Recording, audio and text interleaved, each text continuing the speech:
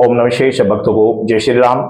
कई बार भक्तों ने यह सवाल किया है कि शिवलिंग के ऊपर जल चढ़ाने का मंत्र कौन सा होता है, हमें शिवलिंग के ऊपर जल चढ़ाते समय किस मंत्र का हमें प्रयोग करना चाहिए, किस मंत्र का हमें प्रयोग करके शिवलिंग के ऊपर जल चढ़ाना चाहिए जिससे महादेव प्रसन्न हो जाए और हमारा जल चढ़ा हुआ भगवान को स्वीकार हो। तो इसके लिए मैं सबसे पहले आपको एक बात बता दे रहा हूं। देखो, वैसे तो सभी भक्तों को जब भी शिवलिंग के ऊपर जल चढ़ाएं या अन्य सामग्री चढ़ाएं तो उस समय आपको ओम नमः शिवाय मंत्र का ही जाप करना चाहिए। सबसे बेस्ट तो यही है, ओम नमः शिवाय मंत्र। लेकिन अभी कुछ समय से कुछ लोग प्रदीप मिश्रा के कहे अनुसार श्री शिवाय नमस्तभ्यु मंत्र का भी जाप कर रहे हैं। ठीक है, वो भी शास्त्र प्रमाणित है, आप उसका भी जाप कर सकते हैं, कोई आपत्ति नहीं, कोई प्रॉब्लम नहीं है। परंतु वहीं यदि आपको शारीरिक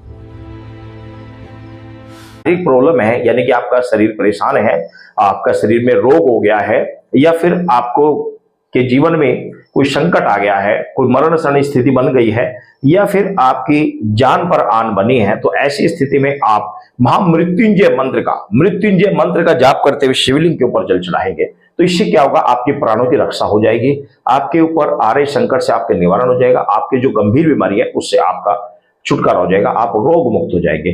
तो ये मंत्र आप इनका प्रयोग करके आप जल चढ़ा सकते हैं। वैसे हम जो जल चढ़ाते हैं, अपना बताएं तो हम केवल ओम नमः शिवाय मंत्र का ही स्मरण करके जल चढ़ाते हैं और भक्तों को भी हम यही मंत्र बताते हैं, इसी के द्वारा ही जल चढ़ाते हैं, इसी के द्वारा जल स्वीकार होता है, सभी कार्य संपन्न होते हैं। बाकी सबकी अपनी अपनी भावना है। तीनों मंत्र मैंने आपको बता दिए, आपकी जिस प्रकार से भावना है और जैसी आपकी समस्या उसके अनुसार आप इसका प्रयोग कर सकते हैं।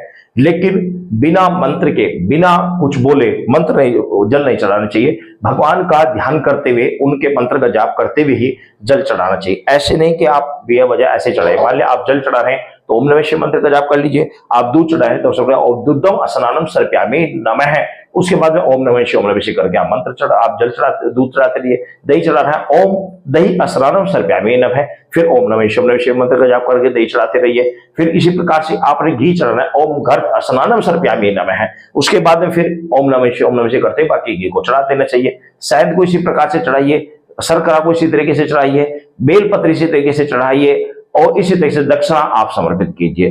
अब पुष्प इसी तरीके से समर्पित कीजिए। मान लिया आपको ऋतुफल आपको समर्पित करना है, ओम भगवान शिव को लिए ओम ऋतुफलम ग्रहण सर्पयामि नमो नमः, इस प्रकार से समर्प्यामि करने के बाद में ओम नमः शिवाय मंत्र का जाप करते रहिए। कुल मिलाकर मन से ओम नमः शिवाय मंत्र का जाप करते हुए भगवान शंकर की समस्त पूजा करनी चाहिए। जल चढ़ाने चाहिए, दूध, दही, घी, शहद, शक्कर, पंचामृत, ये सब चीज। इसके अलावा आपको बेलपत्र, भांग पत्र, पुष्प, इसके अलावा जो कुछ भांग धतूरा इत्यादि आपके पास है वो सभी ओम नमः शिवाय मंत्र का या फिर श्री शिवाय नमस्तभ्यु मंत्र का जाप करते हुए आपको चढ़ाना चाहिए। तो इस तरीके से आपको ओम नमः शिवाय मंत्र या फिर श्री शिवाय नमस्तभ्यु मंत्र का जाप करते हुए ही आपको जल और बाकी सामग्री चढ़ानी चाहिए, जिससे आपकी वह पूजा कई गुना ज्यादा पढ़कर आपको प्राप्त होता है। कुछ साधक क्या कि बिना मंत्र के ही जल चढ़ाते रहते हैं, ऐसे ही सामग्री चढ़ाते हैं, स्वीकार वो भी होता है लेकिन उसका फल आपको अल्प मिलता है, कम मिलता है।